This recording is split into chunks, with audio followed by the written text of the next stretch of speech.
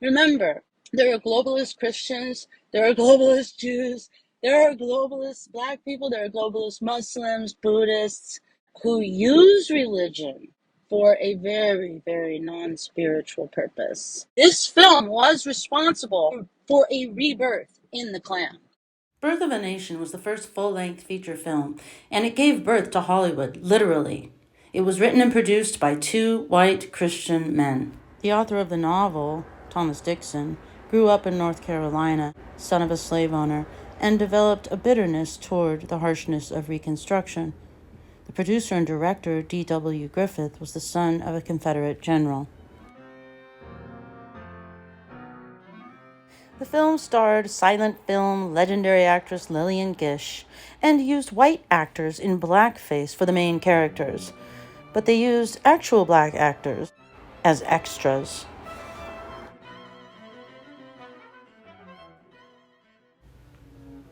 Here we see Lillian Gish with another actress.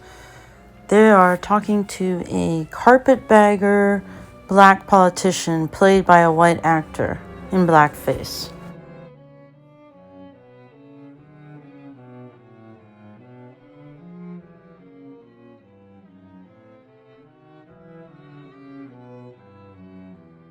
The fledgling NAACP strongly opposed the film, and there were protesters gathered outside the showings.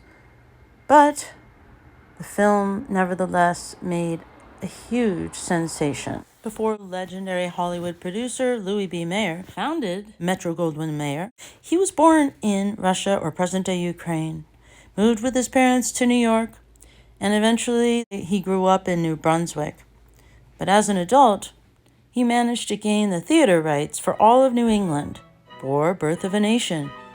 He made a fortune and was able to move to Hollywood, where D.W. Griffith was already ensconced after founding his own studio, United Artists, with partners Lillian Gish and Charlie Chaplin.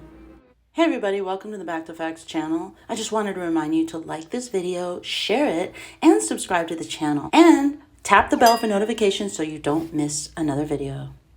The FBI categorizes crimes against Jewish people, hate crimes against Jewish people, as religious. So, in my mind, if a person is not religious, if they're secular and cultural, then they're really identifying with the general white society. How do we discuss the different cultural, ethnic, and racial elements of our society and come to some kind of an understanding and unity? We sure know that the media is not doing that, the corporate media. All he had to do was talk about how he's coming for the globalists. And what's sad is that both the critics of the awakening movement or the patriot movement, whatever you want to call it, both the critics and the proponents mention this thing as some sort of a racial, religious component in a Jewish cabal or whatever. Nothing could be further from the truth. Yes, yes, there are people who have been named who began secret societies. One of the big ones, I guess, was considered of the Jewish faith. Globalists, we know them by their behavior, just as the New Testament says, by their fruits you shall know them. It's funny that I would use religious language when speaking about how to handle hatred against religions. There's a person who really did not like what I said regarding never mentioning hating a certain group. And he said it was rubbish, everybody knows they founded Hollywood. And it was funny because it was very easy for me to come back because I had just done a study of the very racist film industry as it was when it first started. Started in the United States. It also started around the world. There was a movie in France that was about a trip to the moon in the late 1800s. But when it really got going with money and backing and, wealthy people, the very first feature film that people acknowledge is the first in the United States was Birth of a Nation. And it is absolutely an abomination. Not only is it just lies, but it's extremely divisive. I watched the whole thing, unfortunately, so that I could tell you guys about where this strain of division and racism actually comes from. The producer and maker of Birth of a Nation was D.W. Griffith, a Gentile.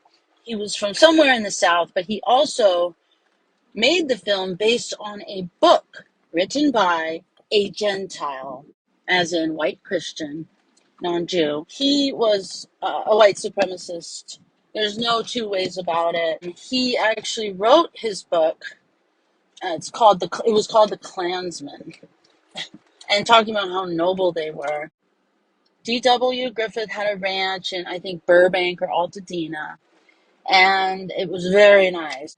And he happened to go to Johns Hopkins with President Woodrow Wilson. And President Woodrow Wilson actually agreed to screen the film in the White House. And even some Supreme Court justices were used in the marketing of the film as saying it was an important film, but then of course they backpedaled. But I mean, it's just so divisive. I cannot even begin to tell you. This film was responsible for a rebirth in the Klan. The Klan had been destroyed by Ulysses S. Grant and the U.S. Congress. There are no photographs or videos of the original KKK as it was formed in the late 1800s. That's because the government put a stop to it very quickly. All of the footage we see is from after Birth of a Nation. It clearly had a link to that film because nobody even really knew about the KKK until that film. The new Klan recruited hundreds of thousands of members around the country. Because eugenics was so popular back in the 1920s, it is hard for us to imagine just how popular the idea of eugenics was. Hitler got his ideas from the United States, and so after the death camps were revealed, eugenics fell out of favor. But back in the 1870s, the Klan did not survive. The Union military going down into the South and saying, you're not going to do this to our new black citizens. Why don't we all know this? We should know it like the back of our hands, right? The people who are virtue signaling, even to this day, don't want us to know about these things because we will become united. Please subscribe for more facts that unite us.